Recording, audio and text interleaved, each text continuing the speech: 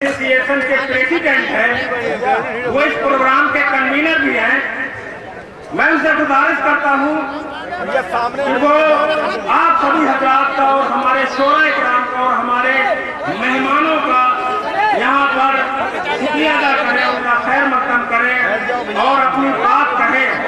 इस प्रोग्राम के कन्वीनर जुगनू भाई, जुगनू आप लोग थोड़ा आवाज कम करें प्लीज, आप आवाज कम करें। हमारे प्लीज हमारे कन्वीनर हरदिल अजीज सभी के चहेते जनाब जुगनू भाई, मैं गुजारिश करता हूं आपसे कि आप डायट पर तशरीफ लाएं और अपनी बात कहें। आप लोगों से गुजारिश है कि प्लीज खामोशी से उनका बात सुनें।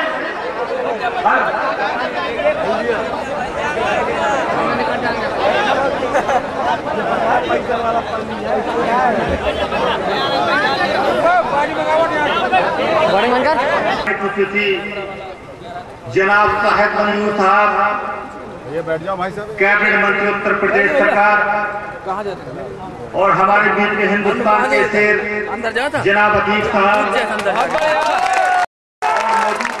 के विधायक और मेरी जनता जनार्दन, मैं इनका तहे दिल से शुक्रगुजार हूँ और बुंदेलखंड की पूरी मीडिया मैं इनका भी तहे दिल से शुक्रगुजार हूँ। दोस्तों, मैं आपको एक बात बता देना चाहता हूँ कि मैं दुनिया की तमाम कंट्रियां देख करके आया। जब मैं मौधा की तरफ आता हूँ तो यकीनन मेरा दिल रोता है कि मौधा हमारा इतना पिछड़ा हुआ है और यहाँ पे कुछ भी नहीं दिखता है। और हमारी हस्तियां हमारे बीच में बैठे हुए हैं, साहिब मंजूर साहब और अतीक साहब। मेरी इनसे गुजारिश है कि वो हमारे कस्बे के लिए करें। मेरी इनसे तहे दिल से गुजारिश है। दोस्तों, जश्न हिंदुस्तान मुशायरा जो मैंने करवाया है, कुछ हिंदुस्तान की सांप्रदायिक शक्तियां हम लोगों पे शक करती हैं और हमारा इस्लाम मुसलमान है। जब जब हिंदुस्तान की हमारी जरूरत पड़ी है दोस्तों, हम पीछे नहीं हटे हैं। और जब जब जरूरत पड़ेगी हिंदुस्तान को दोस्तों, कभी भी हम पीछे नहीं हटेंगे। तो दोस्तों, हम एक हैं, हम एक हैं, हम एक रहेंगे। और मेरी जनता, मुझे इतना यकीन ही नहीं था, मैं आज ही मौदा आया हूँ, इतना बड़ा हमारी कमेटी के लोग इतना बड़ा प्रोग्राम करा देंगे। और सबसे बड़ा मैं तहे दिल से शुक्रगुजार हूँ हमारे कमेटी के लोगों का कि वो इतना मेरा साथ दिया उन लोगों ने। और ज्यादा ना कुछ कह के, मैं बहुत टाइम हो चुका है दोस्तों, हमारे मेहमान खुसूसी बैठे हुए हैं। अस्सलाम वालेकुम।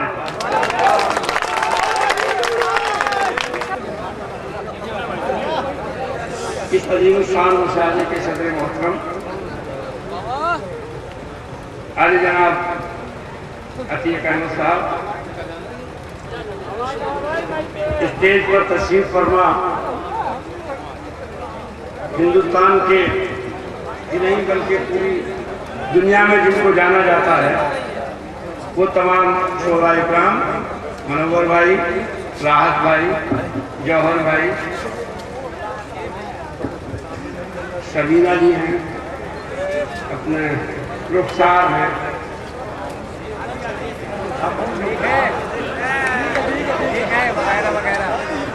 नदीम भाई, इमरान साहब, तमाम शोराए हैं। और यहाँ मौदा के उर्दू नवाज, कौम परस्त और जाबाज यहाँ के सामाईन और इस मुशायरे के कन्वीनर, जिनकी वजह से आज मेरी यहाँ पर हाजिरी हुई, जुगनू भाई और उनकी टीम, मीडिया के साथी, मोहतरम बुजुर्गों और साथियों, जिस डाइट पर हिंदुस्तान के ही नहीं बल्कि पूरी दुनिया में जिनको जाना जाता हो वो तमाम शोराए किराम जिस स्टेज पर बैठे हुए हों, तो मैं नहीं समझता कि उस स्टेज पर ज़्यादा देर माइक पर हम लोगों को खड़ा रहना है, क्योंकि मुशायरे में लोग अशआर सुनने के लिए, गज़ल सुनने के लिए यहाँ पर तशरीफ लाते हैं। यहाँ कोई आज हमारी या अतीक भाई की तकरीर सुनने के लिए हाजिर नहीं हुए आप लोग, इन शोरा इकराम को सुनने के लिए यहाँ पर आप हाजिर हुए हैं। और अगर ज़्यादा देर मैं रहूँगा तो मेरा हश्र वही होगा जो ऐसे किसी एक नए शायर का होता है। मैं पुराने की नहीं बात करता, नए शायर का जो होता है तो उसको जल्दी वापस भेज दिया जाता है, वही मेरा हश्र होगा। तो बेहतर है कि मैं अपनी इज्जत बचाऊं और एक दो दरखास्त आपसे करते हुए मैं अपनी जगह लूं। बहुत कम, बल्कि पहली मर्तबा आपके मौदा में यहाँ आने का इत्तेफाक हुआ। बहुत अरसे से मौदा का मुशायरा मैं सुनता चला आ रहा, कभी टीवी पर, कभी कैसेट्स में। ये ख्वाहिश होती थी कि मौदा का अच्छा मुशायरा होता है और इसकी मैं शिरकत करूं। तो आज अल्लाह का शुक्र है कि जुगनू भाई और उनकी टीम की वजह से एक अच्छे मुशायरे में शिरकत करने का मौका मिला। बात सिर्फ मुशायरे की नहीं है, मैं तो शुक्रगुजार हूँ तमाम शोरा इकराम का, जिन्होंने अपने हमारी मादरी जबान को अपने कलम से, अपने इल्म से और अपनी काविश और मेहनतों से जिन्होंने उर्दू को जिंदा रखा है। और इनकी वजह से आज हिंदुस्तान में नहीं बल्कि पूरी दुनिया में उर्दू को जाना जाता है। नहीं तो कभी की जो सरकारों का रवैया है, मैं नहीं कहता कि कभी की ये जबान जो है वो खत्म हो गई होती। बहुत बड़ा रोल, बहुत बड़ी अहमियत तमाम शोरा इकराम और गज़ल और उर्दू लिखने और पढ़ने वालों की है। मैं शुक्रिया अदा करते हुए और आप सबसे ये दरख्वास्त करते हुए कि इनके पढ़ने से और हमारे कहने से उर्दू ज़बान जिंदा नहीं रहेगी। उर्दू को अगर जिंदा रखना है तो आपको अपने बच्चों को उर्दू में तालीम दिलानी पड़ेगी, उर्दू की तालीम आम करनी पड़ेगी। मेरी दरख्वास्त है कि अगर अपने मजहब को, कुरान को और हदीस को अगर इसको समझना है, इसको अपनी जिंदगी में उतारना है, तो उसके लिए सबसे बेहतर जरिया है कि हम उर्दू को पढ़ें, उर्दू को लिखें। क्योंकि हमारा जितना कौमी असासा है, जितना हमारा मजहबी असासा है, वो तमाम के तमाम असासा उर्दू में है। आज हम अरबी को नहीं समझ सकते, फारसी को नहीं समझ सकते। हमें अगर कुरान और हदीस को समझना है तो हमें उर्दू को समझना पड़ेगा और उर्दू को हमें पढ़ना पड़ेगा। इन्हीं अल्फाज और इसी दरख्वास्त के साथ बहुत शुक्रिया। बहुत बढ़िया, बहुत अच्छे, यहाँ का बहुत बढ़िया। अहमद साहब की नज़्म में शेयर करना चाहता हूँ कि हजारों साल नरगिस अपनी बेनूरी पे रोती है, बड़ी मुश्किल से होता है चमन में दीद अमर पैदा। जनाब अतीक अहमद साहब।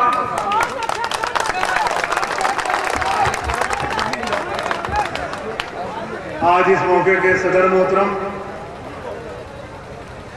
मंच बैठे हुए हमारे शोरा इकराम, अनवर भाई बैठे हैं, हमारे मुनव्वर भाई बैठे हैं, राहत भाई है, तमाम शोरा इकराम हैं, तनवीर साहब, हमारे नदीम भाई,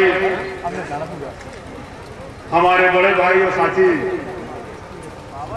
आज के चीफ गेस्ट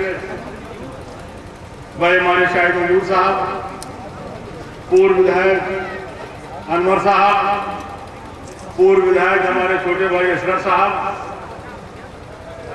और आज हम लोगों को यहाँ बुलाने वाले भाई हमारे छोटे भाई जुगनू साहब,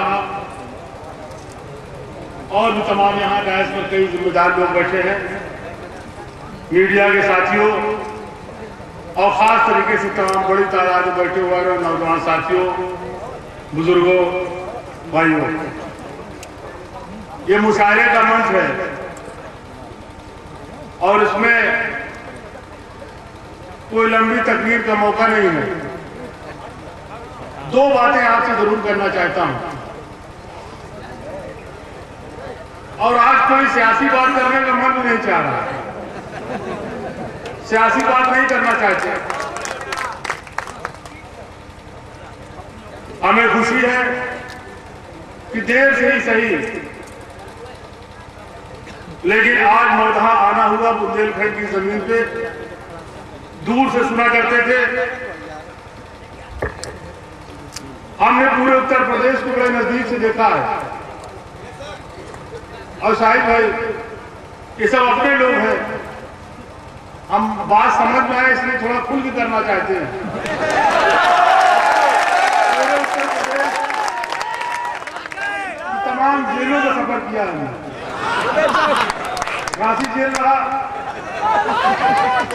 बाड़ा जेल रहा, मैनपुरी की जेल में रहा, ललितपुर की जेल में रहा, बस्ती की जेल में रहा। सरकारें हमको जेलें बदलती रही। मैं इसलिए कह रहा हूं कि जेल वो जगह है कि वहां अंदाजा लग जाता है कि शहर का, इस एरिया का, इस हल्के का मिजाज कैसा है। और हम आपसे कहना चाहते हैं, आप यहाँ के पैदा हो, आपको अंदाजा नहीं है। पूरे उत्तर प्रदेश में शाहिद भाई बुंदेलखंड के लोग सबसे साफ, ईमानदार और बहादुर लोग।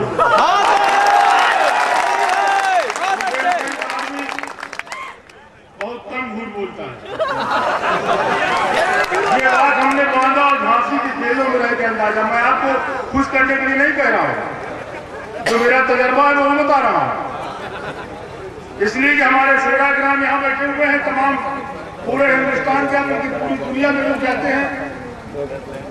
और शायर तो इनकलाब पैदा करता है, मुशायरे तो जोड़ पैदा करते हैं, आपस में मिलाप पैदा करते हैं। ये बात हम अपने सेवाग्राम को बता रहे हैं कि जो हमने अपने तजर्बे से देखा है कि बुंदेलखंड की बोली तो थोड़ा सा कर रही है, लेकिन यहाँ का आदमी बड़ा मोहब्बती और सबसे कम झूठ बोलने वाला आदमी। बहुत बढ़िया। जहां तक ये जरूर है कि आपकी बेपनाह मोहब्बत हमारे साथ रही, तभी मेरा मौदहा नहीं आना हुआ। थोड़ा देर जरूर हो गई आने में। हमको, आपको, दोनों लोगों को एक दूसरे की जरूरत थी। दोनों लोगों को एक दूसरे की जरूरत थी। बहुत देर से आपके बीच में पहुंचे कहीं एक जगह लगा लो। और यही वजह है कि कई जगह बैठ के हम यहाँ के बारे में जानकारी करते रहे। सर, हमें बहुत अच्छा लगा। पीछे थोड़ा यहाँ मौदहा में, मौदहा के इतराफ में जो बड़े बड़े गांव हैं, क्या मैं पूरा फ्रेम नहीं बना पा रहा हूँ? आपने तमाम पट्टेदारी और झगड़े को खत्म कर दिया है, पट्टेदारी खत्म कर दिया है, तमाम झगड़े हल हो चुके हैं। और हमें जहाँ तक खबर है कि इतराफ के जितने 12-14 गाँव में यहाँ लोग काफी मिलजुल के रह रहे हैं, पुराने झगड़े खत्म हो चुके। इस बात की हमें बड़ी खुशी है। लेकिन ये इतना जरखेज इलाका है, मैं नाम नहीं लेना चाहता, लेकिन कुदरत की दी हुई नियामतें यहाँ भरी पड़ी हैं, लेकिन आप उससे दूर हो। आपके हाथ में चीजें नहीं है, आपके हाथ में चीजें नहीं है। ये सही है कि मौदहा के बड़ी तादाद में लोग नौकरियों में हैं, बड़ी तादाद में पुलिस में है, इंजीनियर में है, डायरेक्टर है, income tax director, sale tax director, तमाम लोग हैं, काफी पढ़े लिखे लोग निकले। लेकिन यहाँ कीमती चीजें हैं, जिसको जमीन उगलती है, उन चीजों पे आप कब्जा नहीं कर पाए। ये कमजोरी आपके अंदर रही है, समझे तो है जो हम कही थी। मैं पाया तो मोरंग ही एक प्रधान ही कितना पहाड़ लिए, कितना पहाड़, कितनी माइंस लिए। चले जाओ यहाँ से ललितपुर तक, हमारे पहाड़ के लाइन से अंबार लगा हुआ है। इसलिए हम निजी बात आपसे कर रहे हैं। अलग वक्त काफी हो रहा है, सेवाग्राम से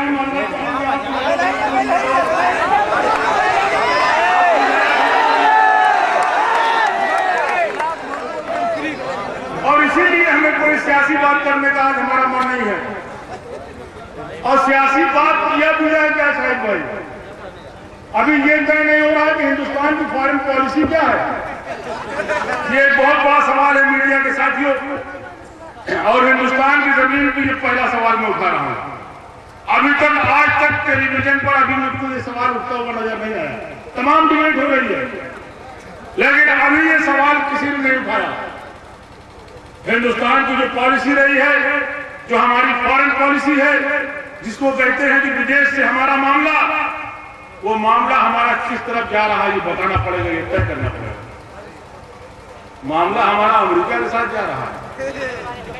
ओबामा भी अपनी जहाज से उड़ता है तो 17 घंटे में पहुंचता है इंडिया।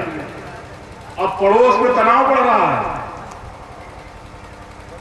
ये तरक्की करने की अलामत नहीं है शायद भाई।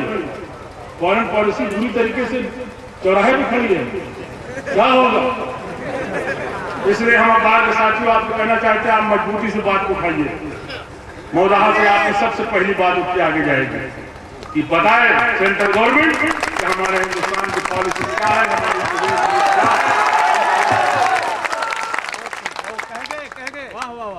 इसलिए अभी तो हम इस पर ना कहेंगे। अभी तो उन्होंने बुलाया है, उनको भी जरूरत है अमेरिका को।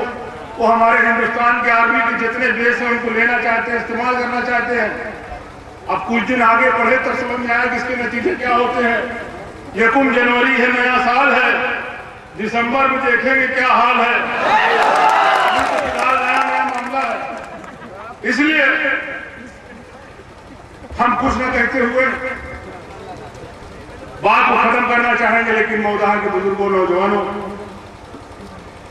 अभी हमारे शाहिद भाई भी एक बात कह रहे थे, उन्होंने उर्दू में बात कही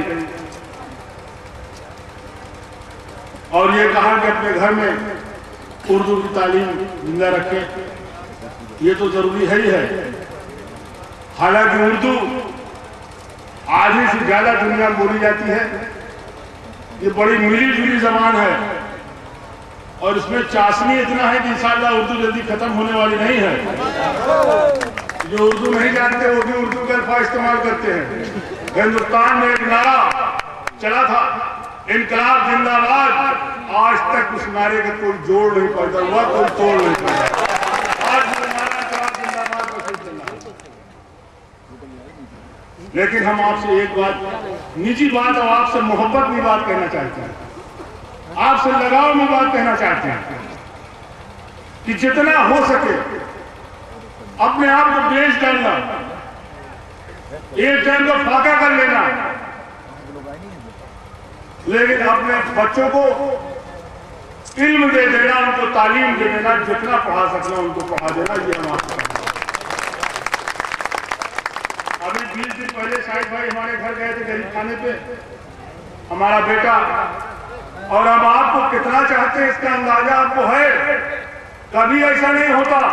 आज आपके बीच में आया हो तो पूरी ताकत से अपने कलेजे के टुकड़ों को लेकर आओ। मेरा भाई भी आया है, मेरा बेटा भी आया है, भाई और बेटे को लेके आया हूं, आपकी मोहब्बत में लेके आया हूं।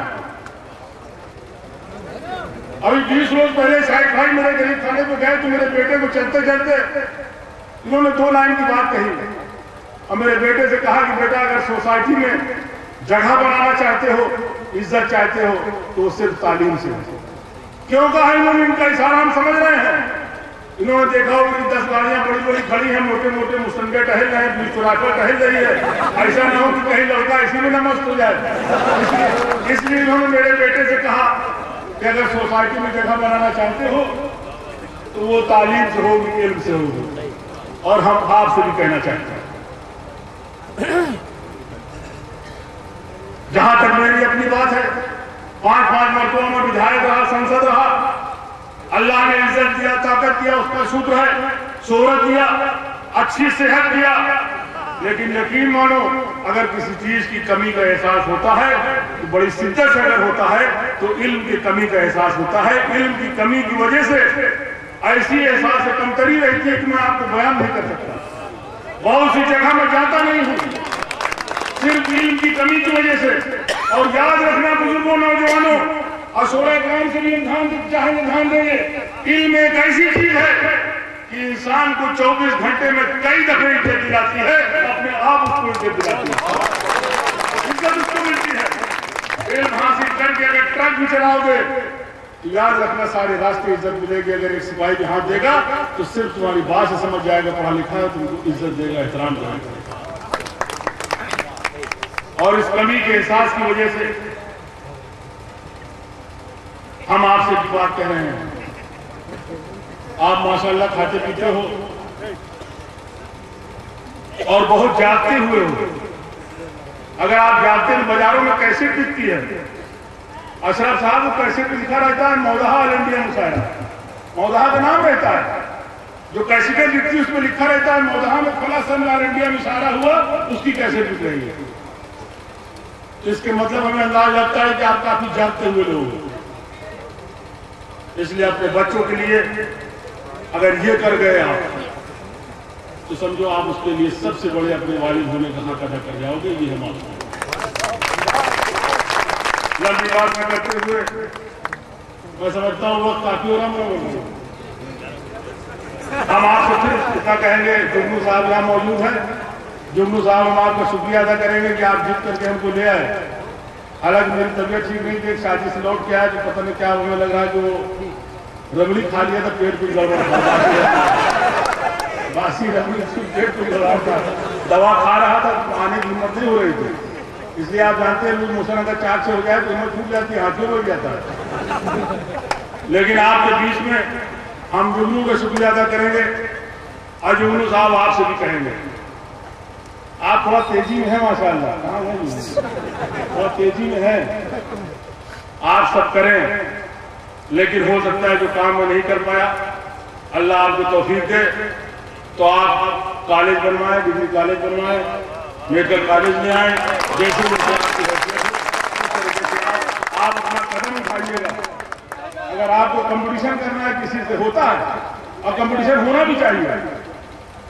हमारे गांव में सबसे पहले बचपने में याद एक साल में ट्रक खरीदा और उसके बाद देखा पूरा गांव ट्रक खरीद लिया। देखा खेतों में बेच रहा ट्रक लगाया। देखा एक जो किया मुसलमानों की खसलत है, भेड़ चाल है, एक ने जो किया पूरा गांव चालू हो जाता है करना, पूरा गांव करना शुरू कर देता है।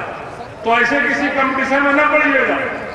आप अगर पढ़िएगा तो आप स्कूल बनाइएगा, डिग्री कॉलेज बनाइएगा। और जुगनू साहब हम कह के जा रहे हैं, और मौदहा के लोगों सुख में तो शायद ना पहुंच सके, अल्लाह ना करे कोई दुख हो, लेकिन आज कह के जा रहा हूं कि अगर आपको कहीं जरूरत पड़ी तो अतीक अहमद आपको खड़ा मिलेगा।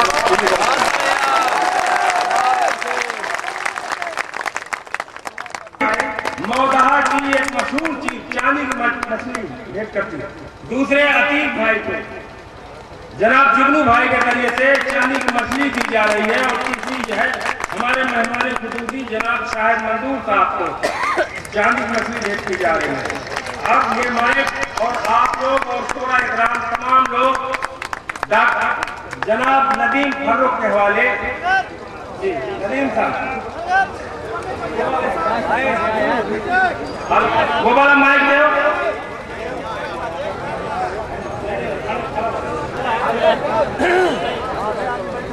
थोड़ा सा इधर करवा दो।